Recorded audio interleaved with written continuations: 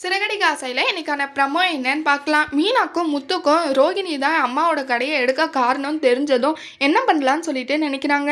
இவ விட்டா இப்படியே தான் பண்ணிட்டு இருப்பா, மேலும் மேலும் ஏதாவது பண்ணிகிட்டே இருக்கா, அதனால நம்ம போயிட்டு போலீஸில் கம்ப்ளைண்ட் கொடுத்துர்லாங்கன்னு சொல்லிட்டு மீனா நினைக்கிறாங்க. அதுக்கப்புறம் 2 பேரும் போயிட்டு மீனா வந்து போலீஸ் ஸ்டேஷனில் கம்ப்ளைண்ட் கொடுக்குறாங்க. இந்த மாதிரி தான் என் அம்மா கடையை பொய்யான புகார் கொடுத்து எடுக்க சொல்லியிருக்காங்க, இதுக்கு நீங்கள் தான் நடவடிக்கை எடுக்கணும்னு சொல்லிட்டு சொல்கிறாங்க.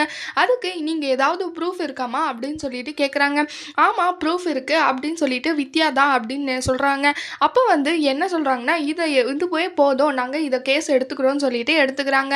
இப்போ ரோகிணியை போயிட்டு அரெஸ்ட் பண்ண போகிறாங்க. இந்த மாதிரி தான் எதுக்குமா பொய் புகார் கொடுத்து இவங்க அம்மா கடையை எடுக்க சொன்னீங்களா அப்படின்னு சொல்லிட்டு வீட்டில் போயிட்டு நிற்கிறாங்க. அப்போ வந்து விஜயாவுக்கு அண்ணாமலைக்கு எதுவுமே புரியல. விஜயா ரொம்பவே கோவப்படுறாங்க. எதுக்கு வீட்டுக்கெல்லாம் போலீஸை கூட்டிகிட்டு வரீங்கன்னு சொல்லிட்டு மீனாவை திட்டுறாங்க.